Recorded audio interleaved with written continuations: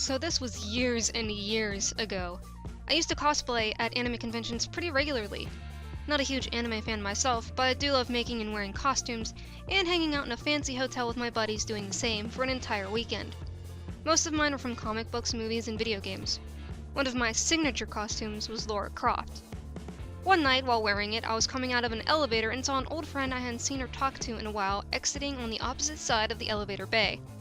I called her name and she immediately smiled and walked over, and we began catching up. I'd barely gotten a few sentences out when suddenly from behind me a huge pair of sweaty arms grabbed me securely around my rib cage, lifted me completely off the ground, and started to drag me backwards. All the while I could hear a voice shouting in my ear over and over, "Oh my god, Lara Croft, I love you, I love you, I love you!" I also remember that the dude's breath being louder than his voice, and the distinct feel of his soaked armpits on my back.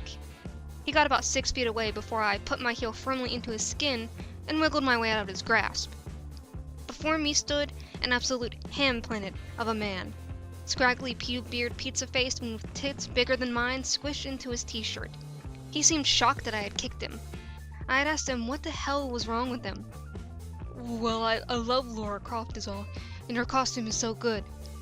"So you think it's okay to grab women you don't know and drag them away because you like how they look? Like a fucking caveman?" "It was supposed to be a compliment. I don't know." At this point, his face is the color of a fire engine and he's refusing to make eye contact. I should note that there's also a pretty large crowd of people that witnessed this spectacle and are now gawking at us. I walked right up to him, pointed a finger about 2 inches from his suddenly fascinated with the four mosaic eyes, and told him that if he ever touched me or any girl at this convention again, he'd have to deal with me personally before the cops.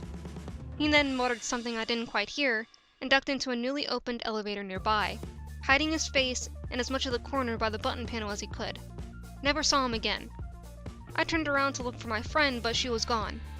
I didn't even have her cell phone number, so I couldn't even call her to find her again. Thanks, asshole.